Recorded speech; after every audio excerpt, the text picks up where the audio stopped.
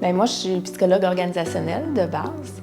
J'ai travaillé comme consultante en développement organisationnel pendant 8 ans pour finalement me retourner vers l'université. Donc, j'enseigne plusieurs cours, là, gestion et prévention des conflits, leadership, gestion de soi, santé psychologique au travail et intelligence émotionnelle. Souvent, les étudiants, à la fin de mon cours, ils venaient me voir en me disant « Alexandra, j'aimerais ça que tu viennes dans mon équipe pour que ça vive ces concepts-là dans mon équipe. » Au début, je disais toujours non pour finalement accepter. Puis la première conférence que j'ai donnée, c'était devant 450 personnes. Par la suite, bien, j'ai aimé ça. Tu sais, ça m'a amené là où ça pétille. Je vais souvent dans ces endroits-là dans ma vie. Fait que c'est un peu par la force des choses. J'ai pas décidé d'être conférencière, c'est venu à moi, tout simplement. Ce que j'aime le plus dans mon métier, c'est la connexion avec les gens. Je vais le dire comme ça, là, je tripe être avec des entreprises, être avec des équipes de travail. Dans la conférence, on rit, on pleure, on vit des vagues avec moi. La conférence s'appelle l'intelligence émotionnelle, l'art de surfer sur les vagues.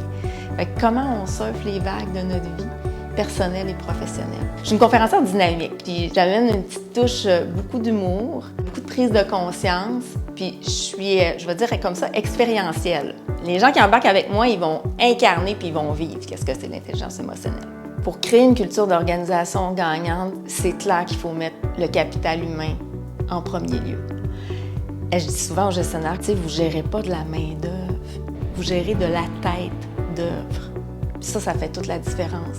Quand les organisations savent utiliser le potentiel de chacun dans l'équipe, bien, c'est sûr que tu peux faire des merveilles.